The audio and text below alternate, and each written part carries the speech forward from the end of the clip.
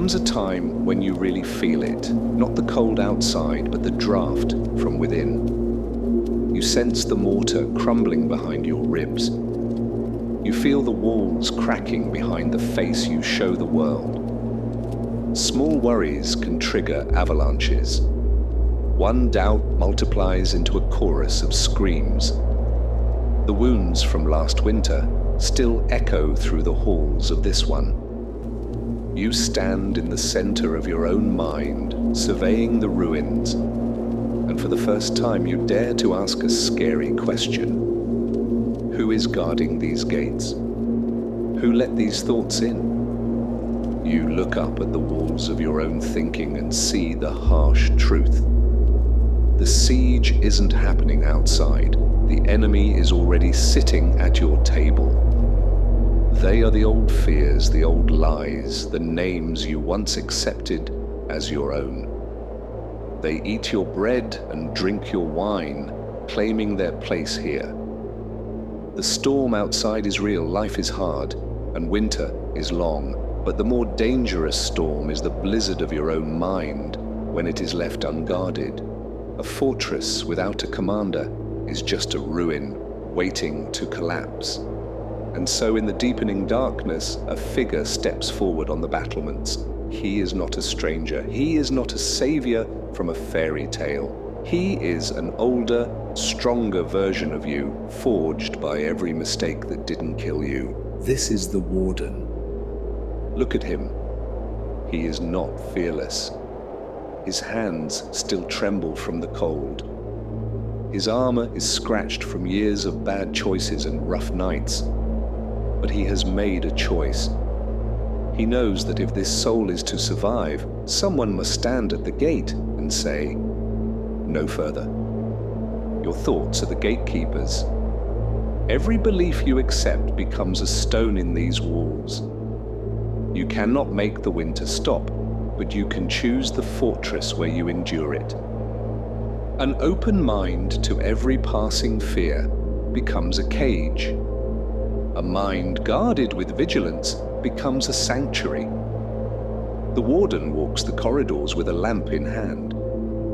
He pauses at the rooms you have kept locked for years, the rooms labeled shame, too late, and not enough.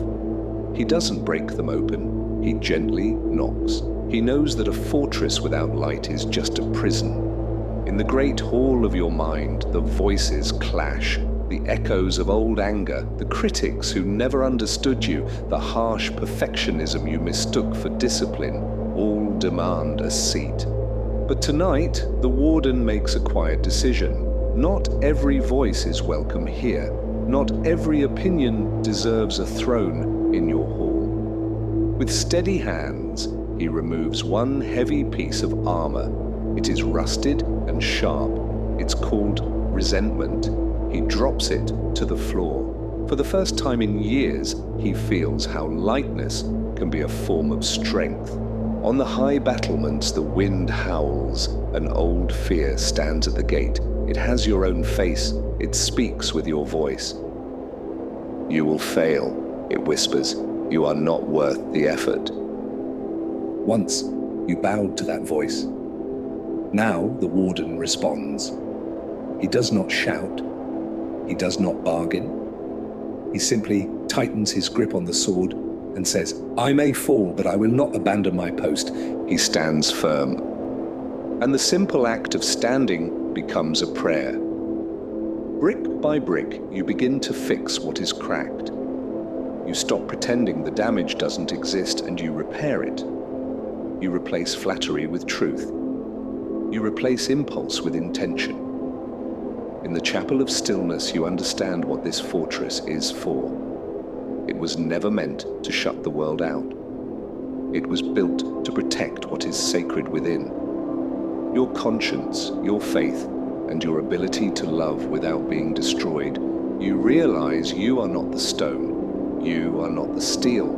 You are the light that fills these rooms when you choose courage over comfort. The seasons change. Winter softens. Beyond your walls, other travelers appear, weary, wounded, driven mad by their own storms. They look up at your ramparts and ask, "How did you build such strength?"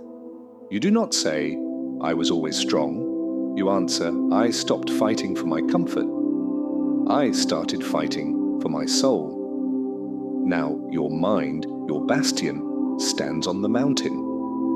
Not as a monument to your power, but as a lighthouse in the snow, a signal to every weary heart that they too can become wardens. They too can stand watch until the storm breaks and the first light of a new morning spills over the walls.